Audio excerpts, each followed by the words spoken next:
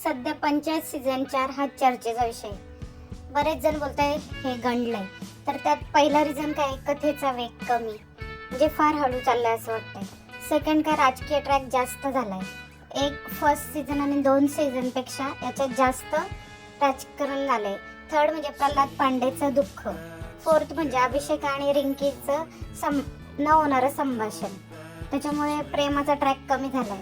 तर चाललाय कसा, तर हास्य आणि संवाद अजूनही मस्तच आहे. विनोद आणि संवाद हे नेहमीप्रमाणे ताकदीचे आहेत. पात्रांचा अभिनव, प्रधानजी, अभिषेक, मंजू देवी, विकास प्रत्येकाने आपली छाप पाडले.